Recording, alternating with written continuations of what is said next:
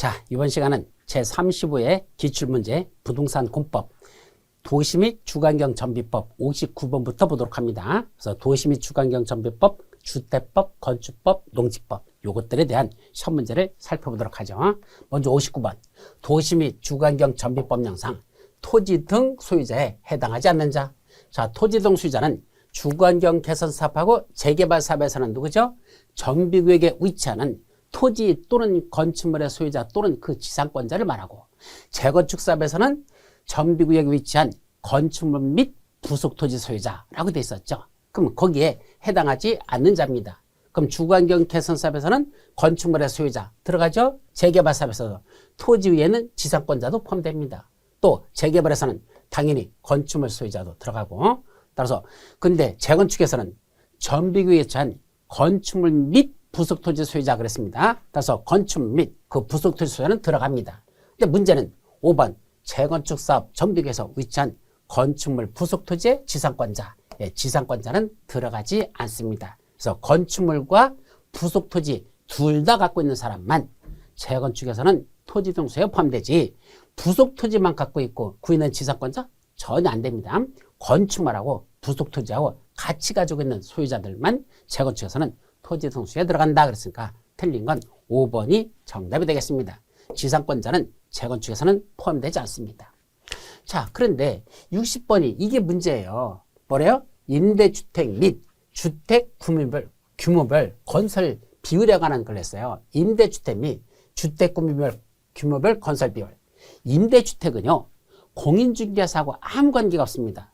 임대주택은 공인중개사가 중개할 수 있는 물건이 아니에요. 누가 직접 한다? LH나 SH, 즉 한국토지대공사나 지방공사, 지들이 직접 하거나 아니면 민간 임대주택도 자기들이 직접 하는 게 대부분이지 공인중개사가 관여한 경우가 별로 없기 때문에 임대주택에 관한 건 우리하고 관계없습니다. 대부분이 분양주택에 관련된 것들만 공인중개사 영역이죠. 그래서 이건 외울 필요가 없었던 거였는데 이걸 싸가지 없이 시험 문제를 냈습니다. 그래서 그냥 보자. 주택법에 따른 국민주택 규모의 주택이 전체 세대수의 100분의 90 이하에서 대통령이 정하는 범위까지만 그렇게 임대주택 같은 걸 건설하도록 되어 있습니다. 또 공공임대주택 및 민간건설 임대주택은 전체 세대수 또는 전체 연면적의 100분의 30 이하에서 대통령이 정하는 범위 이렇게 되어 있죠. 따라서 100분의 90 이하, 100분의 30, 90, 30. 그래서 정답은 4번인데 글쎄요, 안 외워도 될 겁니다. 이거 35년 만에 한 번 시험 문제 난 거니까 암기할 필요가 없다. 그냥 넘어가시기 바랍니다. 그런 게 있다 정도만 하고 넘어가세요. 찍는 수밖에 없습니다. 자, 61번. 정비사업의 시행방법. 심심치 않게 시험 문제 나죠. 정비사업의 시행방법으로서 허용되지 않는 것. 자, 주거환경 개선 사업은 몇 가지가 있었죠? 5가지가 있어서. 자, 뭐 썼죠? 자, 현지계란 법도 현수, 환관, 혼. 현수는 환관이라서 혼이 나지 못한다. 따라서 이제 환지 방식으로 하는 것이었고, 주관사업은 그 다음에 그 관리처분 방식으로 주택, 부대시설, 복리시설을 건설하는 것. 이것도 되죠? 그런데 재개발은 2가지죠. 관리처분에 의한 거하고 그 다음에 환지로 파는 것 2가지인데, 관리처분에서는 건축물을 건설하고 공부한다 이렇게 됐었죠. 그래서 1, 2, 3, 4번은 다 맞아. 근데 재건축은 뭐 한다 그랬죠? 인가받은 역시 관리처분에 따라, 인가받은 관리처분에 따라 뭘 짓죠? 주택, 부대시설, 복리시설 및 오피스텔을 건축할 수 있다. 그래서 재건축에는 오피스텔도 들어가요. 단 오피스텔은 아무 데나 할 수 있는 게 아니라 오피스텔은 어디만 지을 수 있다? 일반 주거지역? 안 됩니다. 바로 준상위지역, 준주거지역하고 상업지역에서만 오피스텔을 지을 수 있고, 오피스텔은 건축물 전체 면적의 100분의 30 이하만 짓는다 그랬었죠. 따라서 인가받은 관리처분에다 오피스텔을 건설할 때는 일반 주거지역은 안 되고 준주거지역하고 상업지역에서만 지을 수 있으니까 5번이 틀린 정답이 되겠습니다. 이것도 여러분들이 정확하게 그렇게 숙지하시면 돼요. 다음 다음 넘어갈까? 페이지 62번. 이제 60번이나 62번. 조합, 정비사업 조합에 관한 문제입니다. 그래서 조합 설립 등에 관한 설명으로서 옳은 것. 조합 설립이야. 첫째, 재개발 조합이 조합 설립 인가를 받은 날부터 3년 내에 사업 시행 계획 인가를 신청하지 않으면, 조합이 뭐 받고? 조합 설립 인가 받고 3년 내 사업 시행 계획서 인가 신청하지 않아. 그러면 누가 할 수 있다? 시장구수 등이 직접 정비사업을 시행할 수 있다. 원래는 조합이나 토지소유자가 직접 해야 될 걸 시장 구수 등인 공공시행자가 직접 하는 사유가 쫙 몇 가지가 있어요. 그 중에 하나가 뭐란다? 바로 요거거든요. 3년 내 사업시행계획 인가를 시정하지 않는다. 그러면 조합이 하는 게 아니라 시장구수 등이 직접 사업을 시행할 수 있다. 이게 들어있습니다. 그래서 이게 옳은 정답. 두 번째, 재개발 사업의 추진회가 조합을 설립하려면 재개발은 어떻게 되죠? 3일절이죠. 그래서 토지등록자 4분의 3이죠. 4분의 3, 3, 1, 2분의 1. 그래서 4분의 3 플러스 2분의 1, 3일절 그랬었죠. 암기법에 썼죠. 3일절 날 주택단지 안에서는 우리 민족대표가 33인으로 제대로 알고 있는데 주택단지가 아닌 것은 32명으로 잘못하더라. 그때 재개발은 3일절 4분의 3 플러스 2분의 1이니까 요거 3분의 2가 아니라 4분의 3입니다. 틀렸죠. 또 토지 등 소유자가 직접 재개발 사업을 시행할 수 있는 건 토지 등 소유자가 몇 명일 때? 20인 미만일 때. 이것도 여러 번 강조했던 거야. 30이나 20인 미만일 때만 토지 등 소유자가 직접 재개발 사업을 시행할 수 있습니다. 또 조합은 재개발 조합 설립 인가를 받은다면 토지 등 소유자에게 그 내용을 통지하지 아니한다. 아니 조합 설립 인가 받았으면 사람들한테 프랜카드도 갖다 붙이면서 알려야 되겠죠. 자, 여러분 드디어 우리 뭐 받았다? 조합 설립 인가 받았습니다. 라는 사실은 대단히 중요한 거니까 토지등록에 당연히 통지한다는 얘기입니다. 5번 추진위원회는 조합 설립 인가 후 지체 없이 추정 분담금에 관한 정보를 토지등록소유에게 제공해야 된다. 이거는 우리 책이 없어요. 자, 추정 분담금이 뭐죠? 나중에 조합이 설립되고 나면 여러분들이 사업을 시행할 때 대략 얼마 정도 분담금이 예상됩니다. 그러니까 한 가구당 얼마 정도 분담금이 예상되니까 이 정도 예상되니까 이거 낼 용의가 있으면 이게 알아두시기 바랍니다. 라는 걸 알려줘야 사람들이 뭐 한다? 조합 설립 인가하는데 동의서를 내주겠지. 얼마 분담금 할지도 모르는데 무슨 동의를 해주겠습니까? 그래서 조합 설립 인가 받은 후가나 조합 설립 인가 이전에 인가 받기 이전에 뭐 해야 된다? 추정 분담금에는 정보를 토지사에게 제공해야 되지. 인가 받고 나서 알려주는 게 아니야. 인가 받기 전에 알려주라는 얘기입니다. 그래야 사람들이 얼마 정도 돈 내라고? 그럼 나 조합 설립이야. 나 동의서 해줄게. 이렇게 판단하는 겁니다. 따라서 상식적으로 접근하죠. 그래서 62번은 1번만 옳고 나머지는 다 틀린 내용들이 되겠습니다. 자, 다음 63번으로 내려가죠. 63번 사업시행계획 통합심의에 관한 설명으로서 옳은 거. 예, 사업시행계획서를 뭐 한다? 통합심의한대요. 다시 말하면 사업시행계획서를 여러 기관이 관련된 기관이 같이 와서 한꺼번에 심의하는 거 통합심의인데 글쎄 우리 책이 없어요. 왜? 이거는 글쎄 이런 게 날까 해가지고 통합심의하는 걸 심의하는 지들이 알아서 할 거지 뭐 우리가 알아서 할 거 아니잖아. 심의기관들 관련된 지들끼리 알아서 할 일이지 우리가 하는 게 아닙니다. 어쨌든 시험 문제 났어. 경관법에 따른 경관심의는 통합심의 대상이 아니다? 아닙니다. 또 통합심의 대상에 포함된다라고 됐습니다. 몰라도 돼. 두 번째, 시장구수 등은 특별한 사유가 없으면 통합심의 결과를 반영하여 사업시행 계획을 인가해야 된다. 그럼 상식적으로 생각해 보세요. 통합심의를 왜 한 거죠?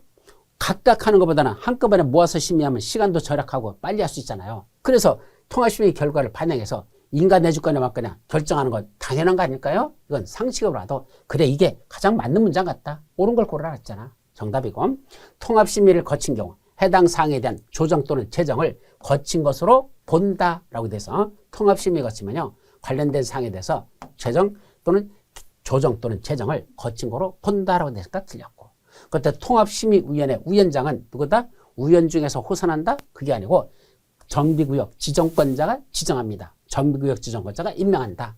정비구역 지정권자가 임명이라고 됐습니다. 근데 사업시행자는 통합심의를 신청할 수 없다? 사업시행자가 통합심의 좀 해주세요 라고 지가 사업을 빨리 끝내기 위해서는 신청할 수 있어야 되겠죠. 없다고 할 이유가 없습니다. 그건 있다. 그래서 이제 옳은 거죠? 옳은 건 2번만 놓고 나머지 다 틀린 내용인데 몰라도 돼요. 저 시험 문제 이전까지 한 번 처음 35년 동안에 한 번 나가지 또 날 가능성은 별로 없어 보입니다. 저런 건. 자, 이건 몇 번 났었어. 64번. 도시 및 주거환경 전비법령상. 법령상 누가? 이거 글자가 빠졌다. 사업자가 빠졌네요. 사업시행자가 이거 전비법령상 사업시행자가 몇 번? 64번에 관한 내용인데 이게 사업시행자가 빠졌네. 사업시행자가 관리처분계획이 인가 고시된 다음 날부터 며칠 내? 90일 내에 손실보상 협의를 하여야 하는 토지 등 소유자를 모두 고른 것. 예, 원래 관리처분계획 인가를 받았죠. 그럼 그 다음부터 90일 이내에 뭐 해야 된다? 이제 분양 신청을 하지 아니한 사람들에게 대해서 뭐 해야 된다?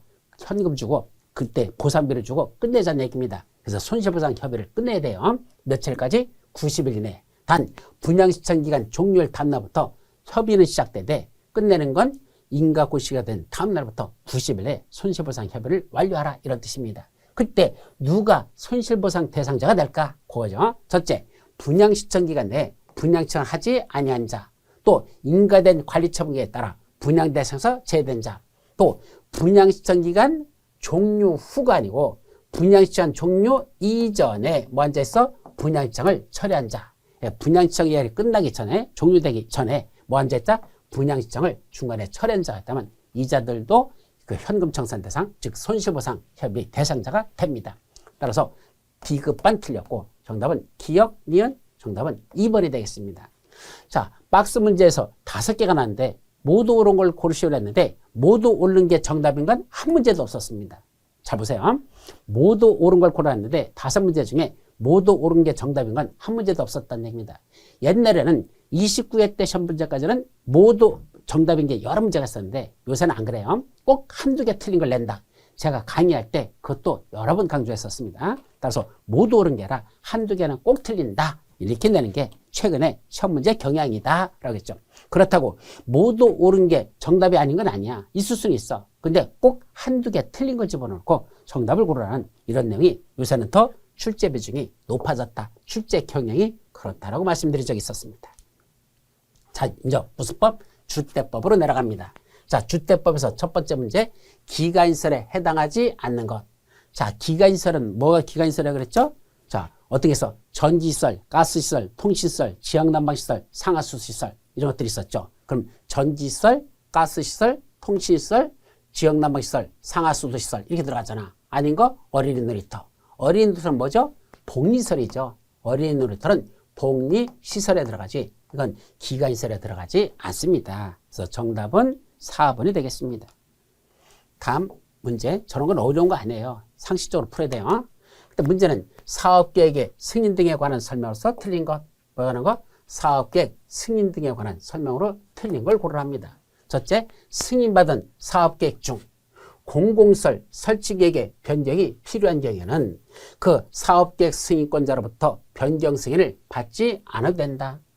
이건 참 어려운 문제예요. 왜냐면 이미 승인받은 걸 어떤 걸 변경하려고 한다. 그럼 대부분 그렇게 열거되는 것들은 변경 승인 대상이 아닌 게 많다 그랬습니다. 근데 그 중에 뭐 하는 거? 공공시설 설치계획 변경. 이거는 예외적으로 다시 변경 승인을 받아야 된다라고 되어 있습니다. 공공시설 설치계획 변경만은 다시 변경 승인을 받아야 된다. 예외 중에 또 예외를 만들어 놨어요. 그건 변경 승인 받지 않는다. 그래서 틀린 겁니다. 상당히 어려운 질문이야. 이런 건 사실 여러분들이 접근해서 풀 수 없어. 왜?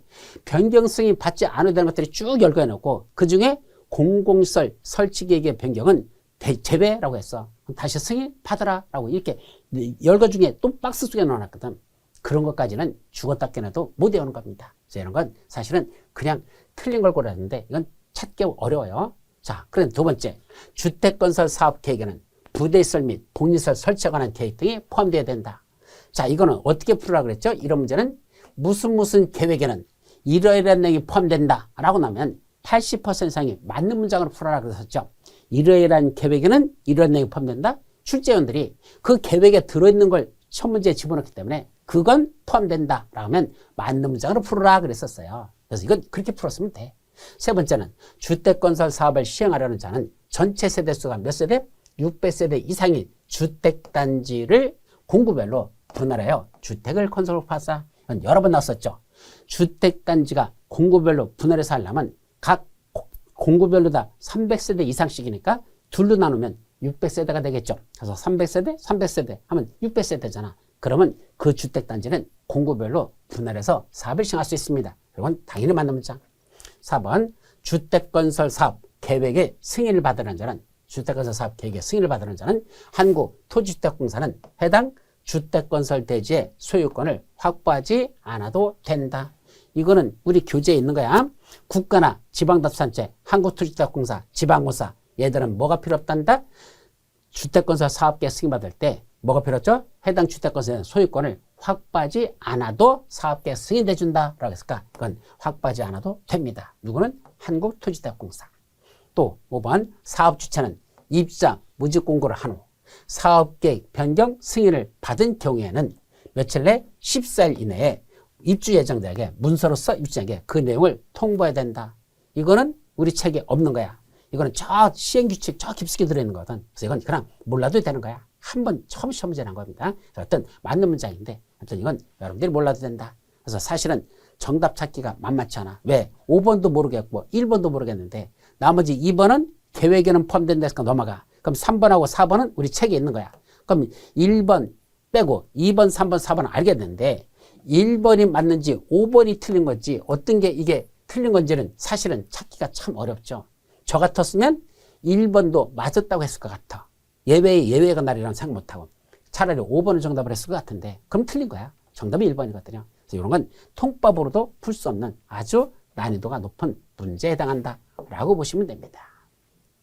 자, 다음 68번 주택의 건설에 관한 설명으로서 옳은 거. 예, 주택 건설 파트야.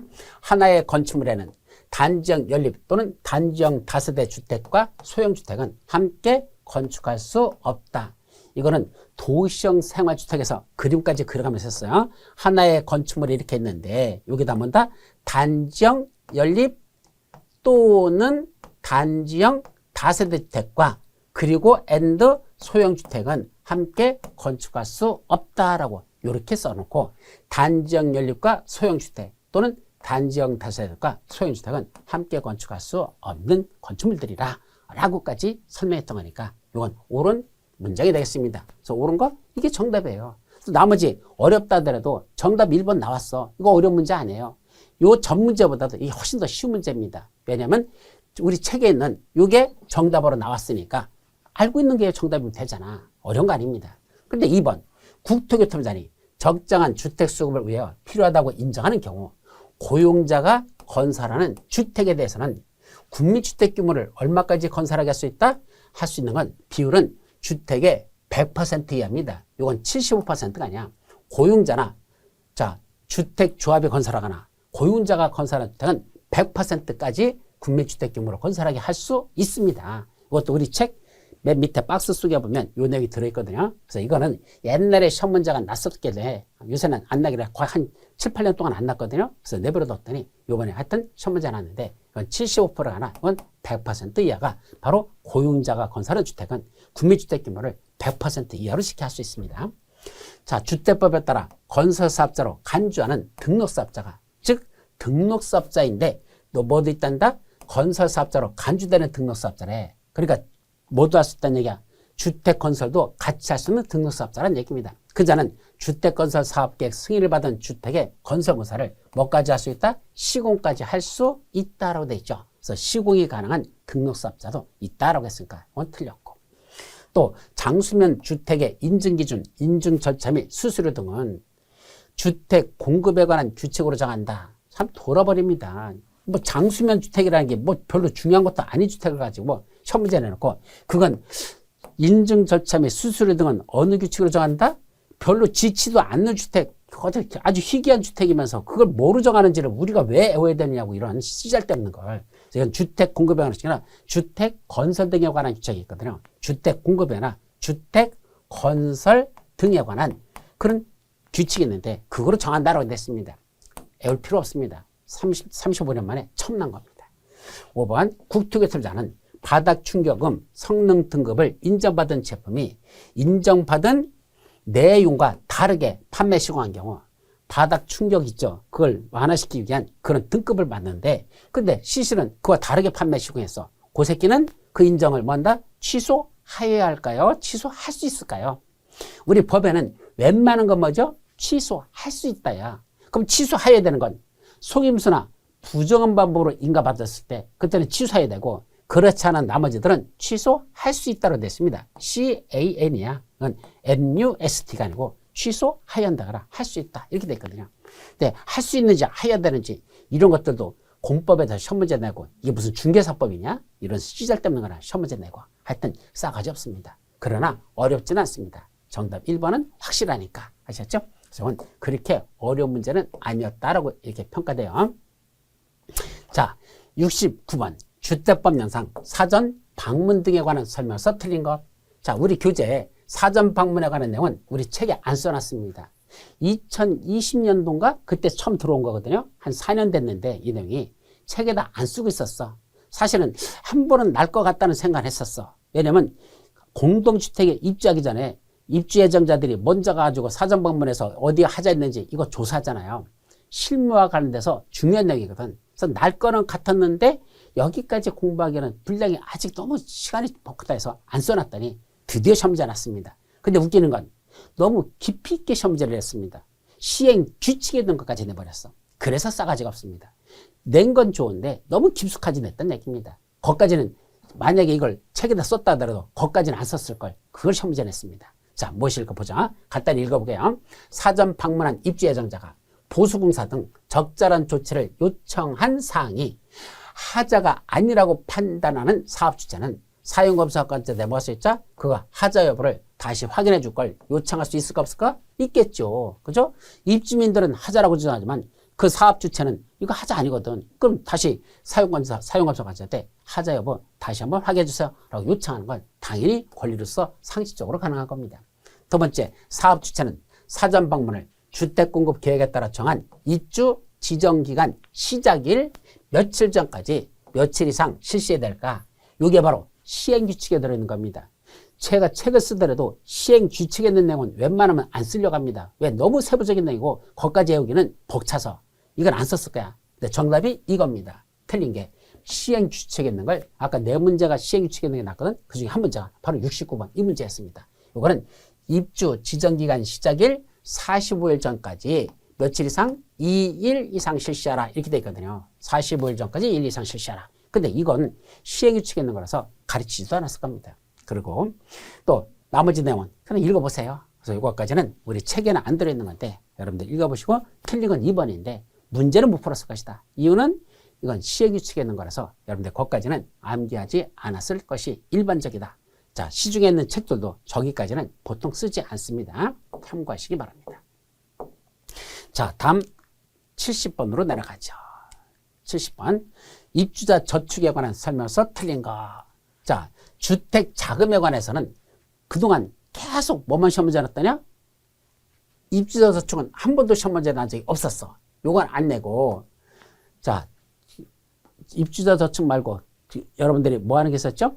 한국토지주택공사하고 법인 등록사업자만 누구죠? 그들이 원래는 회사잖아요. 회사가 발행하는 채권을 썼죠. 사채. 바로 주택상환사채라는 게 있었습니다. 그 주택상환사채에서만 계속 시험 문제 났지 입주자 저축은 시험 문제가 안 나더라고. 그래서 처음에는 주민들한테는 주택상환사채가 중요한 게 아니라 입주자 저축이 더 중요하거든. 왜?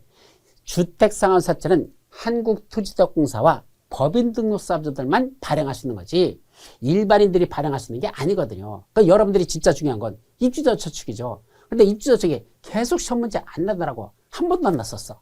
그래가지고 이거는 빼놨더니 드디어 또 이게 시험 문제 났습니다. 그래서 이번에 제가 2번 맞았습니다.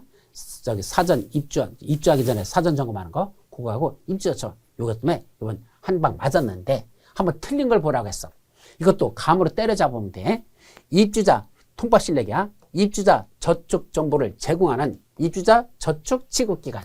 여러분들이 청약통장 가입하잖아요. 그럼 청약통장 취급하는 그 은행들 있잖아. 그 은행들의 장은 입주자 저축 정보의 명의인이 자 청약통장 가입한 사람이야. 그 사람이 요구하더라도 입주자 저축 정보 제공 사실을 통보하지 아니할 수 있더라. 자, 입주자 저축 정보 제공하는 입주자 저축기관이 입주자 저축 정보 명의인이 요구하더라도 내 거 다른 데다 어디 정보 준 거 있어요? 라고 요구하더라도 그걸 그 사람한테 통보하지 않는다? 아니 그럼 누구한테 통보한다는 거예요? 본인한테 통보하면 누구한테 통보할 거야? 말이 안 되는 거잖아요. 그래서 이건 통보하지 아니할 수 있다? 이건 틀릴 것이다. 그런 얘기입니다. 그래서 이것만 틀린 것이고 나머지들은 다 맞는 문장이야. 그래서 우리 책에는 뭐만 써있죠? 요거 입주저축은 한 사람의 한 계좌만 가입할 수 있다. 우리 책에는 그것만 써놨는데 나머지 내용들도 다 들어있다는 거. 그 정도만 여러분들이 기억하고 일단 넘어가도록 합니다. 그래서 입주자 저축에 대해서는 진짜 당분간은 한 번 더 정리를 하긴 해야 될 것 같아요. 왜? 실무화가 안 돼서 중요한 거잖아. 그래서 그동안 시험 문제 안 냈길래 안 냈었는데 났으니까 이제 봐야 됩니다. 자, 71번 주택법령상 주택 공급에 관한 규칙으로 정하는 사항을 모두 고른 것. 이런 문제 나오는 순간 혈압이 180으로 올라갑니다. 주택 공급에 관한 규칙, 바로 시행규칙에 있는 거거든요. 그럼 시행규칙에 있는 건 안 본다 그랬잖아. 법률하고 시행령에 있는 것도 보기 바쁜데 웬 시행규칙에서 정한 거, 그것도 주택 공급에 관한 규칙에서 정하는 사항이 무엇이냐, 이것까지 어떻게 애우느냐고. 따라서 이런 거 나오면 뭐 한다? 그냥 찍는 수밖에 없어요, 사실은. 그런데 아까도 말했지만 전부 다 있는 건 없다 그랬죠. 그러니까 5번은 아니라고 일단 제껴놓고, 나머지들 중에 뭐가 빠질까? 저도 모르겠어. 정답은 이겁니다. 분양가격 산정 방식은 주택 공급에 관한 규칙으로 정하는 게 아니고, 이거는 뭐로 정한다고 하면 공동주택 분양가격의 산정 등에 관한 규칙으로 정한답니다. 그런 걸 뭐란다? 놀고 자빠졌네. 우리 것도 지금 하기도 바빠 뒤지겠는데 무슨 다른 규칙에 있는 것까지도 애우라고, 그것까지 우리 시험범위에 들어가지도 않는 걸 그것까지 애우라고 이렇게 시험 문제 내냐고. 이거는 주택 공급에 관한 규칙은 원래 주택법의 시행 규칙 중에 하나예요. 그러니까 거기까지는 이해가 되는지, 공동주택 분양가격 산정 등에 관한 규칙, 이거로 정한다? 처음 들어봤어요. 그래서 이런 것까지는 애운다? 못 풉니다. 이런 거 시험 문제 하면 너나 풀어라 하고 넘어가는 거지, 이거는 그냥 찍고 넘어가지 풀 수 있는 문제가 절대 아니다. 아셨죠? 이거는 35년 만에 처음 난 문제고 앞으로도 다시 날 가능성은 많지 않습니다. 그냥 제끼십시오. 그래서 이번엔 주택법이 너무 깊이 내가지고 조금 싸가지 없는 그런 경향이 있었다. 자, 이제 무슨 법? 건축법으로 넘어갑니다. 건축법. 건축법령상 건축물의 대수선에 해당하지 않는 거. 자, 대수선은 몇 가지 있었죠? 총 8가지. 내기, 보지, 주방, 경마 있었죠. 그 중에 보는, 보를 뭐 하는 거? 증설 또는 해체하거나 3개 이상 수선, 변경하는 것 대수선이죠. 그래서 2개가 아니라 3개 이상 수선, 변경. 그래서 3개 이상 변경할 때만 대수선이 됩니다. 기둥은 하나라도 증설 또는 해체하거나 수선 변경은 3개 이상 수선 변경할 때 대수선이니까 이건 맞죠. 그럼 내력백은 그 벽면적을 30제곱미터 이상 수선 변경하는 건 대수선이니까 이것도 맞고, 주계단, 피난계단, 특별 피난계단, 이건 증설, 해체, 수선 변경 다 그냥 그 대수선이니까 이건 맞고, 또 다가구, 다세대 주택의 가구와 세대당 경계박을 세대 간 경계박을 증설, 해체, 수선 변경 다 대수선이니까 이것도 맞습니다. 따라서 틀린 건 1번. 보는 2개 이상 변경할 때가 대수선이 아니라 3개 이상 수선 변경할 때만 대수선이니까 1번이 틀린 정답이 되겠습니다. 그런 내용이야. 자, 다음 73번. 대지에 조경 등의 조치를 하지 않을 수 있는 건축물이 아닌 것. 자, 대지에다 조경을 해야 되는 건 대지 면적이 200제곱미터 이상인 대지는 원칙적으로 조경을 해야 합니다. 그런데 조경 안 해도 되는 대지가 있었죠. 어디죠? 일단 녹지지역은 조경한다 안 한다? 안 한다 그랬죠. 왜? 이미 나무가 100만 그루가 자라고 있기 때문에 녹지지역은 조경할 필요가 없다 그랬습니다. 또 어디도 여기 관리지역, 농림지역, 자연개발지역, 관농자, 여기도 나무가 1000만 그루가 자라고 있으니까 조경 안 해. 단 지구단위 계획으로 지정된 지역에서는 조경해야 된다 그랬으니까, 관리지역에서는 조경 안 하는데 지구단위 계획 구역으로 지정된 지역은 한다 그랬으니까 지구단위 계획 아닌 관리지역이니까 조경하지 않아도 된다. 여기도 조경하지 않아도 되죠. 그래서 녹지지역 조경하지 않습니다. 여기 관리지역도 조경하지 않습니다. 그 다음에 공장 3가지가 있었죠. 공장 대지 면적이 5,000제곱미터 미만인 거, 연면적이 합계는 1,500제곱미터 미만인 거, 산업단지 안에 있는 공장 3가지는 조경 안 한다. 따라서 공장 중에 대지 면적이 4,000제곱미터이래. 5,000제곱미터 미만이죠. 조경 안 합니다. 또 연면적은 1,500제곱미터 미만인 거, 따라서 연면적 합계 1,000제곱미터인 건 역시 조경하지 않습니다. 연면적이가 1,500제곱미터 미만인 건 조경 안 하니까 1,000이라면 조경 안 하죠? 그러면 문제는 5번이죠. 주거지역에 건축하는 연면적 합계 1,500제곱미터인 물류시설. 원래 물류시설은 1,500제곱미터 미만이면 조경하지 않아. 1,500제곱미터가 아니라 1,500제곱미터 미만인데 조경하지 않아. 그런데 어디에서는 주거지역, 또 하나 상업지역, 두 군데, 상업지역과 공업지역에서는 아무리 작다 하더라도 그래도 조경하여야 한다 그랬으니까, 주거지역에 건축하는 1,500제곱미터인 물류시설은 무조건 조경을 하여야 하는 게 됩니다. 그래서 나머지들은 적용하지 않아도 되고 이것만은 적용 대상. 그래서 정답은 5번이 적용하여야 되는 대상이 되는 겁니다. 아셨죠? 자, 여기까지. 그 다음 문제로 넘어가죠. 자, 공개공지가 또 이어서 나왔어. 적용하고 공개공지는 우리 책에 보면 같이 바로 이어서 붙어 있는데 동시에 두 개 놨어. 사실은 이 대지와 도로의 관계에서 시험 문제가 상당히 많이 났어요. 그래서 어쨌든 공개공지 등에 관한 설명서 옳은 것라고 물었죠. 이때 공개공지는 주로 어디에 설치하죠?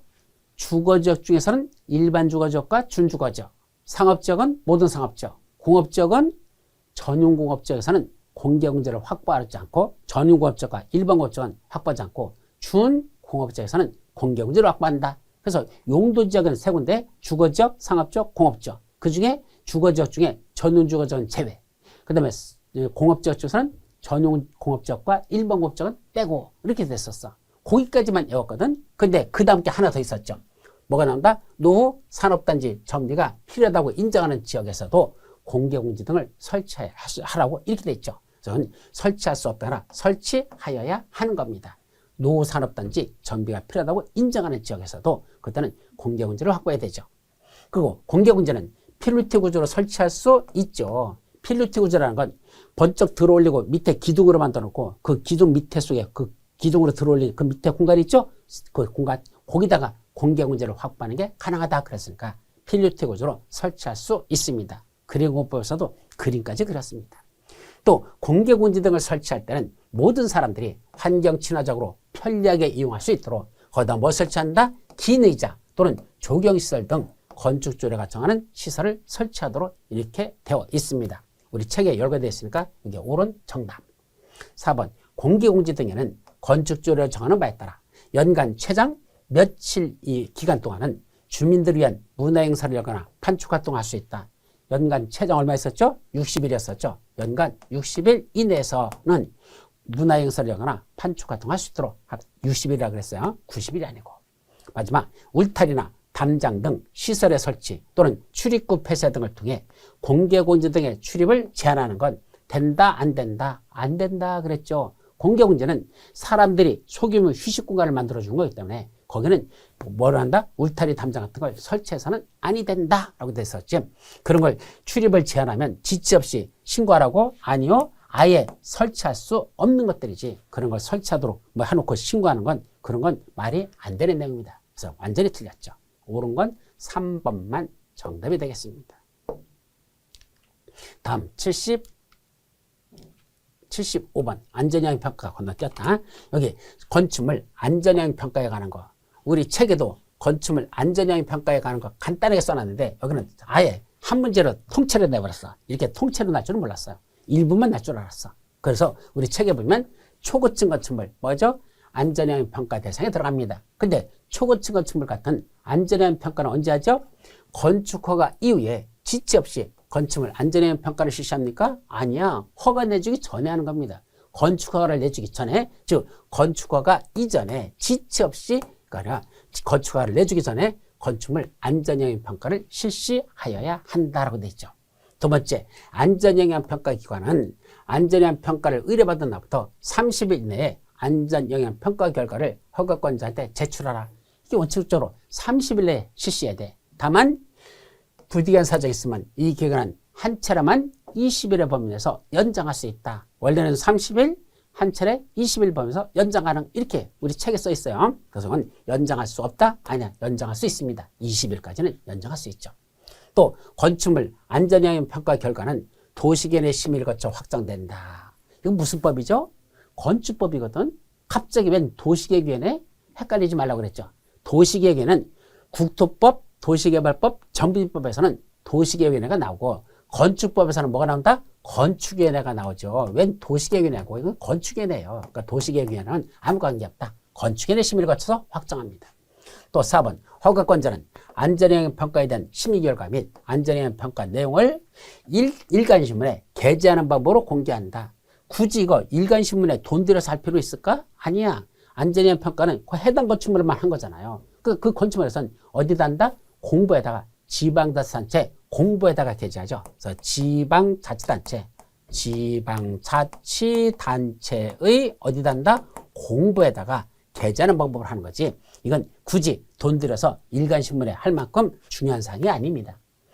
또 안전영향평가를 실시해야 되는 건축물이 다른 법률에 따라 구조 안전과 인접대지 안전에 미치는 영향을 평가받았습니다. 거기서 받았어? 그러면 안전영향평가에 해당 그 항목은 평가받은 것으로 본단다. 당연한 얘기죠? 그건 받은 거로 본단다. 예, 다른 법에서 이미 받은 부분이 있으면 또 받을 필요 없잖아. 받은 거로 본다. 이것도 상식적으로 보면 됩니다. 따라서 내용을 잘 모르겠으면 읽어봤더니 5번이 그래도 가장 근사치에 타들한, 그래서 정답도 통법으로 할 때는 5번으로 찾아가는 것, 그것이 바로 통법 실력이 되겠습니다. 다음 76번으로 넘어갑니다. 70번 건축허가 제한 등에 관한 설명서 옳은 것. 자, 건축허가 제한도 시험 문제 항상 영순이에요. 중요합니다. 건축허가 제한은 국토교통원에 제한하는 게 있고 또 특별시장, 관시장, 도의사가 제한하는 게 있고 두 가지로 나눠지죠. 둘을 구분해서 정확하게 숙지하셔야 돼요. 첫째, 도지사도 제한할 수 있는데 그다음에 지역계획 또는 도시군 계획상 특기 필요하다고 인정하면 제한할 수 있죠. 그래서 도지사도 지역계획에 특기 필요하다고 인정하면 허가받은 건축물의 착공을 제한할 수 있다. 도지사도 저는 제한하는데 그때 지역계획과 관련돼서 제한할 수 있죠. 또 시장운수구청장이 건축허가를 제한하라는 경우 허가 제한권자는 둘로 나눠진다니까. 국장하고 특별시장, 관시장, 도지사만 제한할 수 있어요. 그 밑에 쫄다고 시장운수구청은 제한권자가 될 수 없습니다. 여기부터 틀린 거야. 시장운수청은 건축허가 제한하는 건 안 된다. 그때 주민들의 의견을 듣는다? 여기까지는 맞아. 그 제한권자들이, 즉 국토교통부 장관, 특별시장, 관시장, 도지사가 제한할 때는 주민들의 의견을 들은 후 그 다음에 이게 문제죠. 또 나왔네. 도시개념 심의. 건축과 관련된데 왜 자꾸 도시개념 심의가 나와? 무슨 심의? 건축개념 심의죠. 그것도 건축개념 심의를 거쳐야 된다라고 했어야 됩니다. 그때 건축허가 제한하는 건 얼마 제한할 수 있죠? 원래는 2년 이내에서 하고 2대 하나요. 1년의 범위에서 연장하여 제한할 수 있다. 그랬으니까 이 3번이 옳은 정답입니다. 옳은 거죠. 가장 많이 나왔던 내용, 제한기간 중요했잖아. 이건 여러 번 강조했던 거야. 당연히 이게 정답이다. 그럼 너 나머지 모른다고 해서 중요하지 않아. 정답만 알면 돼. 3번이 정답. 4번 건축허가를 제한하는 경우 국장은 제한 목적, 기간 등을 상세하게 정하여 지체 없이 공고한다. 자, 국장이 제한했으면 자기가 제한한 내용을 허가권자들한테 송부합니다. 그럼 송부받은 허가권자가 자기들이 그 제한 목적, 기간 등을 그걸 공고하는 거지. 제한권자가 공고하는 게 아니에요. 그 제한한 내용을 허가권자한테 내려보내면 허가권자들이 국장이 이런 거 이렇게 제한하라고 했어요 라는 사실을 즉 허가권자들이 공고한다 라고 이해하셔야 됩니다. 그래서 이건 공고권자가 틀렸습니다. 5번 건축허가를 제한한 경우 허가권자는 즉시 국토교통부에게 그걸 보고해야 된다. 이건 허가권자가 아니고 누가 제한한 것만 이렇게 쓰면 안 돼요. 특별시장, 광역시장, 도지사들만, 이 세 사람은 자기들이 제한한 내용을 허가권자가 하는 게 아니라 제한한 경우 그 제한한 자들, 제한권자예요. 허가권자가 아니라 제한권자인 특광도지사는 즉시 국장한테 그 사실을 보고해야 되고 그 보고받은 국토교통부는 그 제한한 내용이 지나치다고 인정하면 이 특광도지사한테 뭐 썼죠? 해제를 명할 수 있다 그랬지. 직권으로 해제하는 건 없습니다. 해제를 명할 수 있다라고 돼 있었죠. 그래서 5번도 틀렸습니다. 그래서 옳은 건 2번, 3번이죠? 옳은 건 3번밖에 없다라는 얘기입니다. 자, 다음 78번. 자, 건축법 마지막 문제. 건축 허가 대상 건축물로서 뭐가 하는 거? 내진 능력을 공개해야 되는 건축물에 해당하지 않는 거. 자, 내진 능력 공개에 관해서는 우리 책에도 간단하게 써놨어요. 그 밖에 대통령이 정하는 거, 이거는 안 써놨거든? 근데 대통령이 있는 걸 집어넣어놨어. 근데 이거는 뭐랑 제가 강의하냐면 내진 능력 공개에 관한 건 뭐랑 똑같다? 우리 구조안전 확인 서류 제출하는 건축물과 같다 그랬습니다. 그래서 애우는 방법이 있었죠. 2층 연이 높13, 처구 기기 10단공이라고 있었죠. 그래서 2층 연이 높13, 처구 기기 10 단독주택, 공동주택 이런 게 있었어. 그러니까 여기까지는 높13, 처구 기기 10까지는 맞죠. 근데 문제는 건축물의 용도 및 규모를 고려한 중요도가 높은 건축물로서 국토교통부령으로 정하는 건축물 요구하고 국가적 문화유산으로 보존할 가치가 있는 것으로서 문화체육관광부령으로 정하는 거침을 이렇게 돼 있거든. 이게 참 돌아버리는 게 요거 국토교통부령으로 정하는 거침을 이렇게 있죠. 요거는 문화체육관광부령으로 정하는 거침을 이렇게 돼 있습니다. 요게 틀렸습니다. 문화체육관광부령이라 이것도 국토교통부령으로 정하는 거침을 이렇게 됐다는 얘기죠. 근데 뭐까지 외우라는 얘기야? 이렇게 내용을 외우라는 게 아니라 뭐로다 정하는지 이것까지도 우리가 이런 걸 외우래요. 이걸 우리 보고 외우래요. 참 돌아버립니다. 이거는 담당 공무원들이 어디서 찾아야 되는지 알아야 될 얘기지. 왜 이거 공인중개사가 문화체육부 관광부로 정하는지 국토교통으로 정하는지 이것까지도 우리 보고 외우라고? 참 시험 문제 낼 게 이렇게도 싸가지 없나? 그래서 정답은 5번이 정답인데 이건 공인중개사가 사실은 저도 이건 문화체육부 관광부라든지 국토부라든지 내가 그걸 왜 외웁니까? 앞에 있는 이런 것들만 외우면 되지. 왜 뒤에 뭐로 정하는 거까지 이것까지 어떻게 외우느냐고. 이게 대통령으로 정하는 건지 시행령 대통령으로 정하는 건지 시행규칙으로 정하는 건지 그것까지도 외우라고? 그 말도 안 되는 소리잖아요. 내용만 알으면 되지. 그럼 뭐로 정하는지까지 우리가 왜 외우느냐고. 그래서 이런 시험 문제 나면 정말 짜증스럽습니다. 싸가지 없는 문제 중에 하나가 바로 이 문제였었나. 이것도 그 정도만 하고 넘어가죠. 자, 이제 농지법으로 내려갑니다. 농지법은 솔직히 말해서 두 문제 다 여러분들 못 푸는 문제야. 그냥 찍을 수밖에 없었어. 왜? 원래 농지법은요, 앞에 용어정의, 그 다음에 농지의 소유, 농지 이용, 농지 보전인데, 농지 보전은 거의 시험 문제가 한 5, 6년에 한 문제 정도밖에 안 나거든요. 그래서 공부하지 말라. 왜? 내용은 되게 많고 외울 게 많아. 근데 시험 문제가 잘 안 나. 그래서 하지 말라고 그랬어. 그랬더니 거기서 시험 문제 냈네. 바로 79번 농지의 타용도 일시사용 신고. 물론 이거는 중요하긴 해요. 타용도 일시사용 신고. 그래서 할 수 있는 거 어떤 것들은 일시사용 신고만 하고선 사용할 수 있더냐. 6개월 이내인데 어떤 거 썰매장 만드는 거 지역축제장. 이건 강의할 때 설명을 했었습니다. 썰매장, 지역축제장. 지역축제장이 가장 많은 게 뭐죠? 바로 저기 화천에서 하는 그 겨울철에 그 수십만 명이 와가지고 거기 고기 잡하도록 이렇게 만들어 놓은 거 있잖아. 그런 게 지역 축제장으로 쓰는 거죠. 그런 것을 위해서 농지를 당분간만 그런 축제장으로 쓰려고 일시 사용 신고하는 건 가능하다. 이건 네. 그래서 나머지들도 다 되는데 문제는 5번. 전기사업법상 전기사업을 영위하기 위한 목적으로 신에너지 및 재생에너지 재활, 개발, 이용, 보급, 촉진법에 따른 태양에너지 발전사업이 태양광 발전소, 태양광 발전하는 거 있죠? 그거 판넬 설치한 거. 이건 뭐 해야 된다? 일시사용 신고하나 이건 일시사용 허가 대상이에요. 이건 신고만으로 하는 게 아니라 이건 일시사용 허가 대상이다. 그래서 정답이 5번인데 글쎄요. 감으로 때려잡았을 때 글쎄요. 그 태양 에너지 판넬 설치하는 거 그거 신고만으로 할 수 있을까? 그건 여러분들이 의문을 가졌다면 정답 5번으로 했겠지만은 사실은 1, 2번은 상식적으로 할 수 있는데 나머지들은 여러분들이 쉽게 해결하지를 못했을 겁니다. 그래서 이것도 어려운 문제에 속한다 라고 넘어가고 이런 게 났었다 하고 넘어가세요. 그건 더 이상 뭐 다룰 수 있는 문제가 아닙니다. 그리고 마지막 80번 농지를 뭐로 쓴데 농축산물 생산시설 부지로 사용할 경우 뭐로 본다? 그것도 농지로 본단다. 그래서 농축산물 생산시설 부지로 쓸 때 그것도 농지의 전용으로 보지 않는 것 그랬습니다.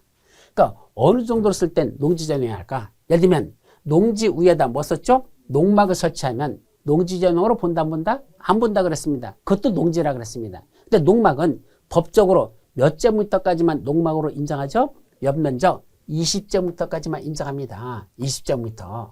요거는요 실무로서 강의할 때 일반적으로 얘기하죠. 그래서 강의할 때도 얘기했어. 농막은 6평까지만 가능하다 그랬습니다. 그럼 6평이라는 건 6평 곱하기 3.3 해보십시오. 6평 곱하기 3.3 하면 그게 20제곱미터 이내에 들어가는 겁니다. 그래서 농막은 6평까지만 가능하다라는 거. 그래서 20제곱미터지 30제곱미터도 아닙니다. 나머지 간이 저온 저장고하고 간 액비 저장고 이거는 33제곱미터 또 용량은 200톤으로 되는데 이게 어디 들어간 거죠? 전부 다 농지법 시행 규칙에 들어있는 겁니다. 아니 농지법이 중요하지도 않은 건데 시행 규칙까지 외우라고? 야 법률에 있는 거 외우기도 바빠 뒤지겠다. 농지법은 웬만하면 포기하는 건데 근데 웬만하면 포기하는 법률 그냥 기본적인 거 내주지 무슨 시행규칙까지 시험 문제 내가지고 뭐 숫자 이거 다 외우라고. 농막까지는 외울 수 있어. 근데 간이저온 저장고하고 간이 에피 저장고가 도대체 몇 제곱미터인지 몇 톤인지 이것까지 외우라고? 이건 시행규칙까지는 우리가 손 못 대는 거거든. 그래서 이런 문제는 풀 수 있는 문제가 아니에요. 그래서 그래서 정답은 니은디귿 해서 정답은 4번인데 이것까지 외워서 풀 수 있는 문제는 아니었다는 거. 그래서 농지법은 결국 두 문제 다 찍으라고 하는 싸가지 없는 문제입니다. 저는 농지법은요. 웬만하면 사람들이 포기하기 때문에 기본 문제라도 내서 공부 좀 시켜야 되는데 이따위로 내버리면 원답 아예 안 해버립니다. 저도 솔직히 이거 농지법 이따위로 내면 강의 안 할 거예요. 농지법 그냥 찍으십시오. 이렇게 하는 게 낫지. 뒤지라고 그 농지 소유에 관한 것들, 농지 개념, 농지 소유에 관한 것들 이런 것들 왜 뒤지라고 강의하느냐고. 해도 나오지도 않고 이런 시잘데없는 걸 내면. 그래서 농지법은 어렵게 내지 말란 얘기입니다. 그런데 이제라를 냈으니까 다음에는 농지법 공부 안 해 라는 사람만 늘려버리는 겁니다. 시험을 갖다가 출제하면서 그렇게 수험생들한테 길을 살리는 게 아니라 죽여버리면은 아예 안 해버리지 그 파트는. 이거는 출제원들이 범죄를 저지르는 겁니다. 아무 자격도 없는 사람들이 들어가서 이따위로 낸다. 저는 그렇게밖에 생각이 안 됩니다. 문제를 왜 내는지 좀 생각 좀 하고 내란 얘기입니다. 자, 여기까지가 바로 35회 시험 문제 났던 겁니다. 그래서 전반적으로 문제를 풀면서 짜증도 많이 나요. 왜? 진짜 공인중개사 알아야 될 게 참 많거든요. 근데 그런 건 안 내고 이상한 것들만 내가지고 실무에서 써먹지도 않은 것들. 도대체 이걸 왜 내려고 하는 건지 도대체 이해가 안 되는 것들이 너무 많아요. 그래서 우리 공인중개사 시험에서 부동산공법 좀 출제원들 생각 좀 하고 내자. 중개사가 꼭 필요한 거지. 한 번만 걸 저는 부탁하고 싶습니다. 아셨죠? 그런 마음으로 이걸 마치도록 합니다. 자, 여러분 대단히 수고하셨습니다.